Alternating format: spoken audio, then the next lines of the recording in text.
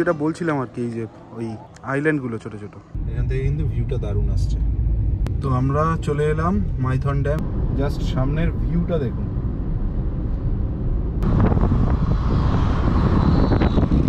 পুরো একদম পুজোর আকাশ। গরম গরম কড়াইশুটির কচুরি এই সিগন্যালটা দিচ্ছে। Good morning. টাইটেল এবং থাম্বনেল দেখে আপনারা বুঝতেই পেরেছেন আজকে আমার রোড ট্রিপ হচ্ছে কলকাতা থেকে আসানসোল। আমরা প্রত্যেকেই জানি যারা আমরা ওই রোডে এর আগে গেছি যে প্রচুর ডাইভারশনস রয়েছে, কারণ অনেকগুলো ফ্লাইওভার তৈরি হচ্ছিল। এখন হচ্ছে জুন 2024। চলুন ভিডিওটা আর দেরি না করে স্টার্ট করা যায়। সেটা হচ্ছে যদি ভিডিওর কিছু ভালো থাকে তাহলে অবশ্যই একটা লাইক করে দেবেন আর কমেন্টে জানাবেন আপনাদের মূল্যবান মতামত। আর চ্যানেলের নতুন দর্শক এবং অথবা যারা পুরনো দর্শক এখনো চ্যানেলটা সাবস্ক্রাইব করেননি, চ্যানেলটা সাবস্ক্রাইব করে আমাদেরকে আরো এনকারেজ করবেন। তা আপনারা দেখতে পাচ্ছেন আসানসোলের ডিস্টেন্স এখান থেকে মোটামুটি 210 কিলোমিটার। মানে এই মুহূর্তে স্টার্ট করলে পসিবিলিটি আছে যে আমরা 4 ঘন্টা 10 মিনিটের মধ্যে পৌঁছে যাব according to the current road condition.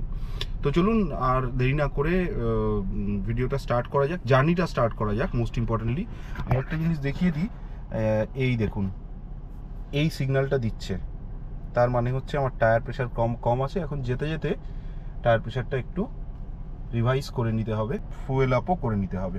তা আপনারা আমাকে একটা জিনিস জানাবেন কমেন্ট সেকশানে, অবশ্যই জানাবেন যে আপনারা যখন আসানসোলে যান তারা তো এই রুটটাই, কারণ আসানসোল যাওয়ার আর বিশেষ কোনো রুট নেই, কনভেনিয়েন্ট রুট নেই। তো এই রুটে গেলে আপনাদের কীরকম সময় লাগে।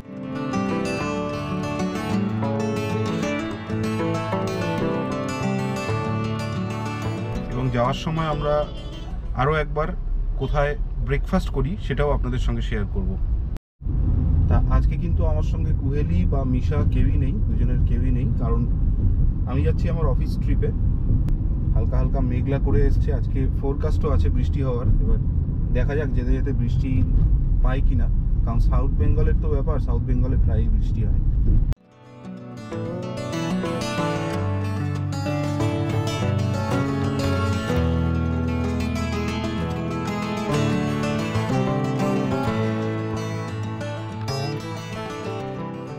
পুরো পজিটিভ ভাইবস।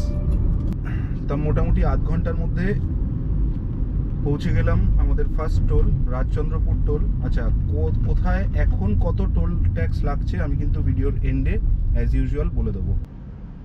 ঠিক আছে, জার্নিটা এনজয় করুন। ওয়েদার কিন্তু খুব ভালো হয়ে গেছে এখন।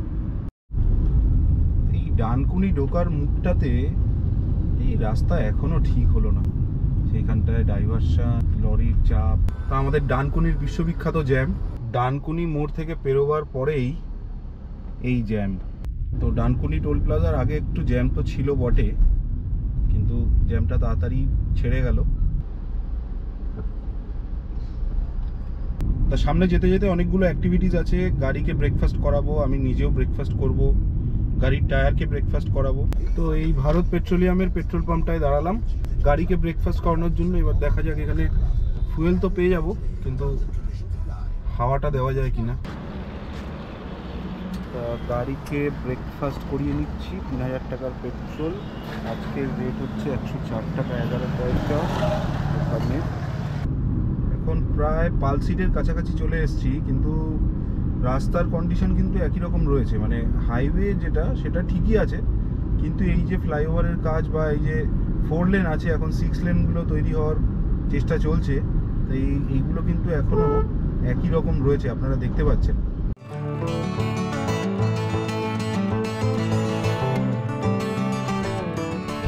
7-8 মাস আগে যখন শান্তিনিকেতন এলাম তখনও যা কন্ডিশন, এখনও কিন্তু কন্ডিশনের খুব একটা চেঞ্জ হয়নি।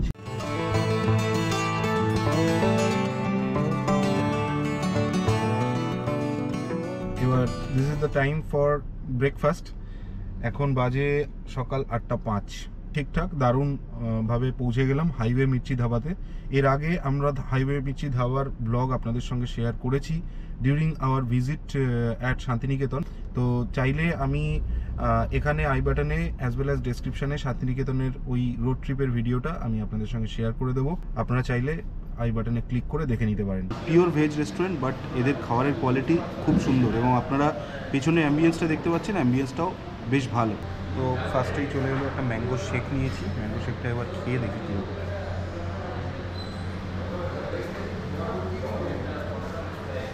বেশ ভালো, বেশ রিফ্রেশিং। মিষ্টিটাও একটু কম, আমি কাস্টমাইজ করতে বলেছিলাম যে মিষ্টিটা একটু কম দিয়ে, কারণ আমি একটু আজকাল চিনিটা কম খাচ্ছি। আর এবার সাথে চলে এলো গরম গরম কড়াইশুঁটির কচুরি। লোভনীয় ব্যাপার, যদিও অনেক দিন পরে কড়াইশুঁটির কচুরি খাচ্ছি, একটু খেয়ে বলি।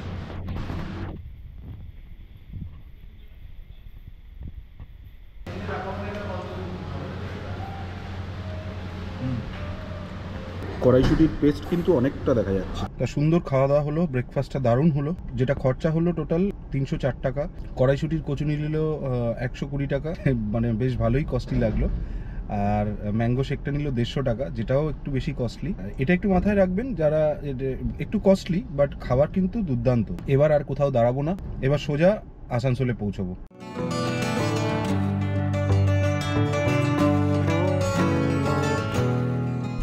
তো ঘন্টা দুয়েকের মধ্যে আমরা পৌঁছে গেলাম আমাদের আজকের থার্ড টোল প্লাজা। এটা হচ্ছে পালসিট টোল। পালসিট টোলটা কিন্তু অন্যবারের মতন এবার মানে জ্যাম নেই। পালসিট টোলটা পেরোবার পরে এই রাস্তাটা এত সুন্দর হয়ে গেল, একদম নতুন নির্মিত রাস্তা, একদম নবনির্মিত রাস্তা, দারুণ। এবং আজকের গরম তো বাইরে ঠিকই, কিন্তু মানে বাইরের জাস্ট ওয়েদারটা দেখুন, আকাশটা দেখুন, পুরো একদম পুজোর আকাশ।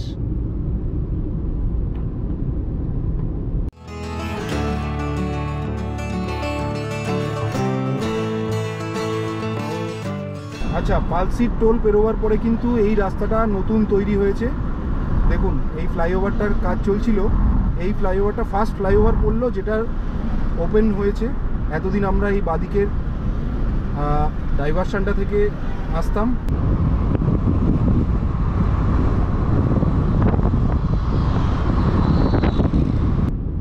ঘন্টা 15 মিনিটে 92 কিলোমিটার ট্রাভেল করে আমরা পৌঁছে গেলাম শক্তিগড়।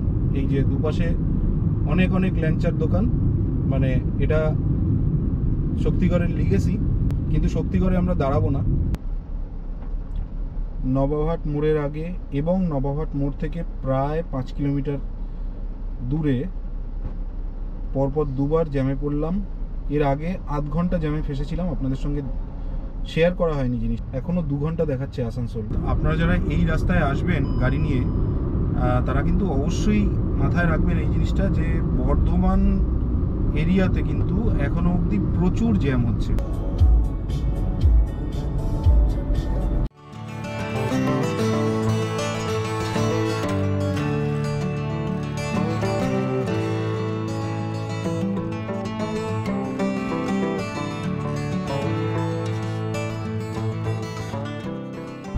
বর্ধমান ছাড়াবার পরে রাস্তাটা সত্যিই সুন্দর। Durgapur express way is very beautiful.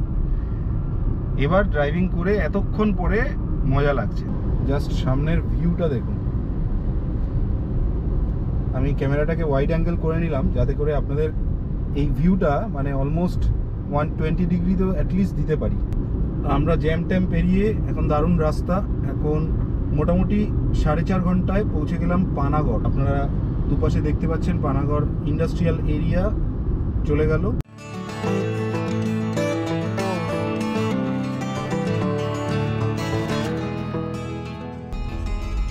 R Banskopa toll থেকে এখান থেকে দেখতে পাচ্ছেন 45 kilometre to reach Asansol. So দেখতে দেখতে আমরা মুচিপাড়া পৌঁছে গেলাম। তো ফাইনালি চলে এলাম কালীবাহারি, যেটা আসানসোলের মধ্যেই পড়ে, আসানসোলের জাস্ট আউটস্কার্ট এটা। এগুলো আমার খুব পুরনো চেনা জায়গা, কারণ আপনারা অনেকেই জানেন যে আসানসোল থেকে আমার কলেজ, মানে আমি ব্যাচেলার ইন ফার্মাসি করি এই আসানসোল থেকেই, Gupta college of technological sciences থেকে।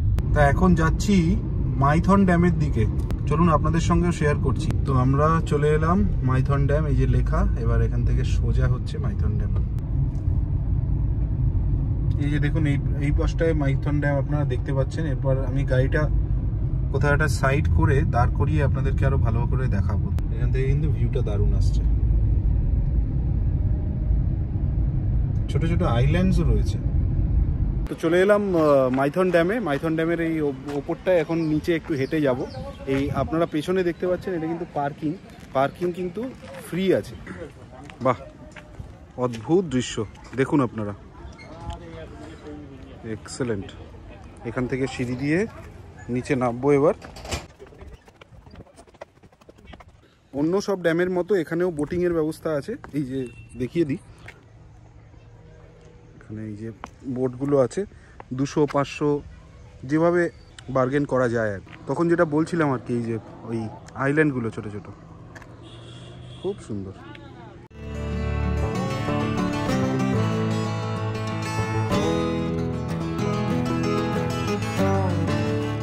পুরনো জায়গায় আসলে কার না ভালো লাগে বলুন, মানে অনেক স্মৃতি মনে পড়ে যায়, খুবই সুন্দর। তো ফাইনালি আসানসোল হোটেলে এসে পৌঁছলাম। আসানসোলের it is one of the best hotels, hotel Asansol international. যাই হোক, it was a more or less good travel, good drive. আপনারা এখানে দেখতে পাচ্ছেন 209 কিলোমিটার প্রায়, মাইলেজ পেলাম 20.4 এবং 5.5 ঘন্টার বেশি সময় লাগলো। এই সময়টা কিন্তু এরপরে আর লাগবে না, যখন ইয়েগুলো মানে ফ্লাইওভারগুলো তৈরি হয়ে যাবে, ফাংশনাল হয়ে যাবে। কোথায় কত টোল পড়লো আমি এইখানে মেনশন করে দিলাম টোল ওয়াইজ, আপনারা চাইলে ভিডিওটা পজ করে দেখে নিতে পারেন।